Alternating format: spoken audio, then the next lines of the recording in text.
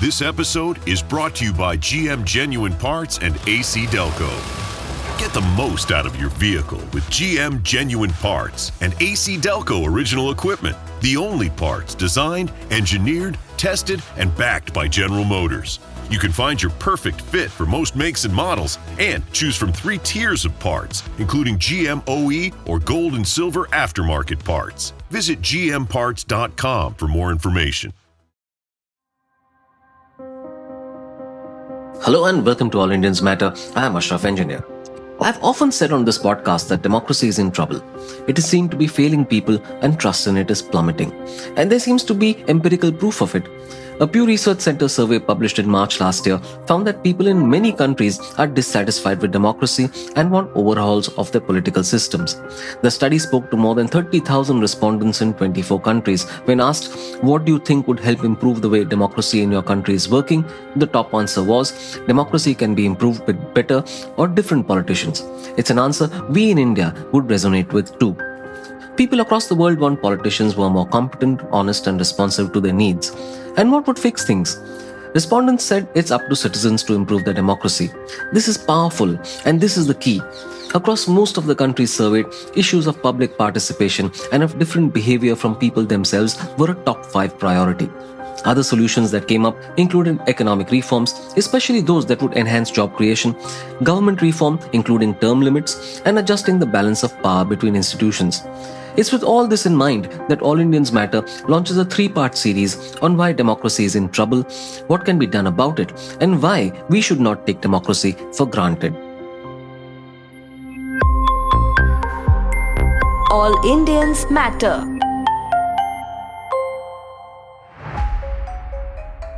Let's go back in time a little.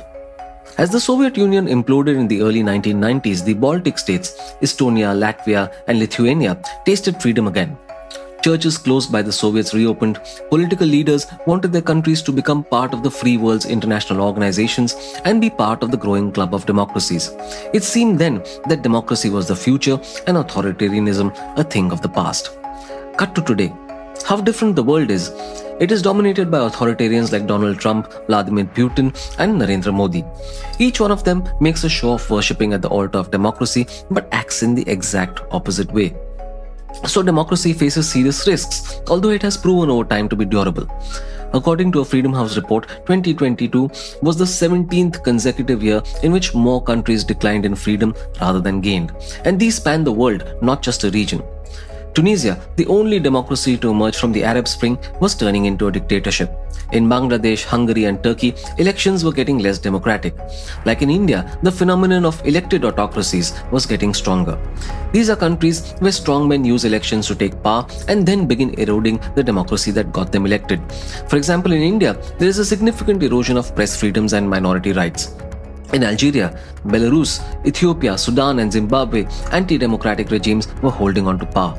Israel, a rare democracy in the Middle East, is attempting to rein in judicial independence, which is an important check on the power of the executive. How is this happening? At least in part, it is because authoritarians have successfully argued that the systems that existed before them left out many from the prosperity, democracy and globalization promised. There was too much inefficiency in governments that listened to various points of view, and what was needed now was firm central control, which only the authoritarian could provide. Democracy, they implied, was messy, slow, and ineffective. What was conveniently ignored was that democracy was supposed to be messy and argumentative. It's what free thought and protection of rights is about. It's a feature, not a bug. Therefore, the institutions that guarantee those rights must be protected, not captured. Of course, democracy has its failings. For example, something urgently needs to be done about income inequalities. But we must realize that democracy is not automatic, that it can't be taken for granted. It needs nurturing and preserving. So many of us in India lament the retreat of freedoms, but it does us no good to hope that someone else will protect our democracy. Above all, it's our responsibility. So what can we as citizens do?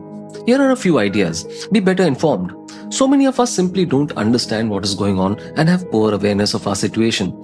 You can't be effective citizens unless you are armed with knowledge. Seek out legitimate news, filter out lies, propaganda, and disinformation. This is easier said than done in an era filled with sources that distort the news.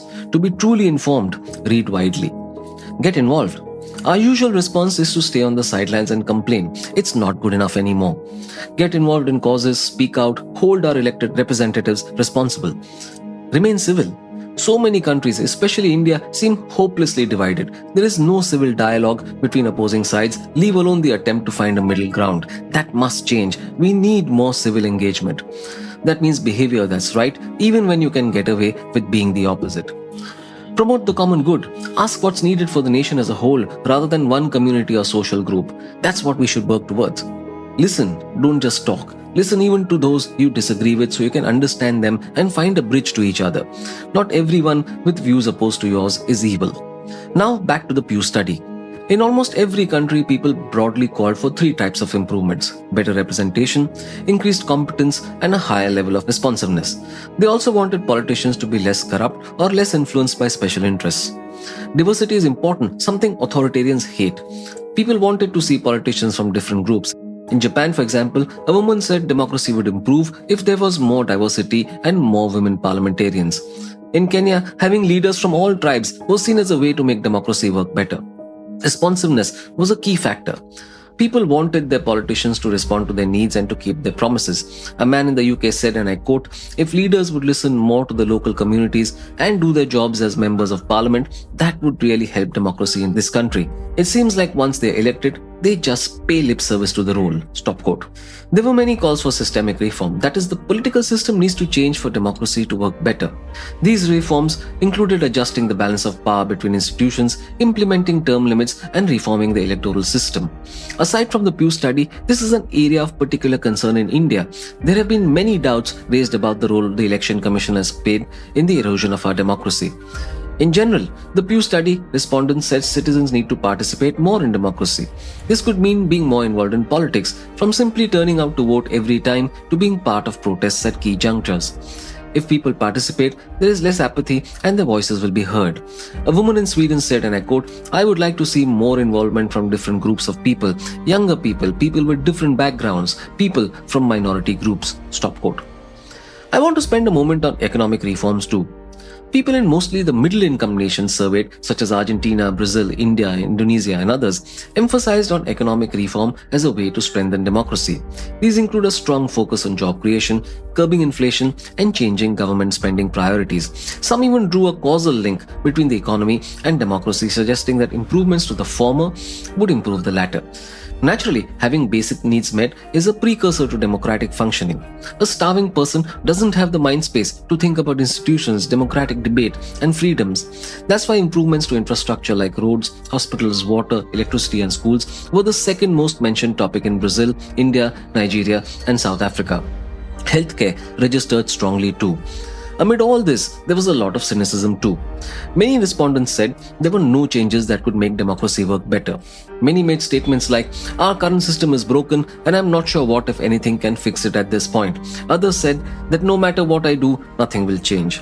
Many see no better options. In the episodes to come, I will try to explore how we got here to this seemingly hopeless position and what we as citizens can do. I will argue that there is hope because we can't afford to think otherwise.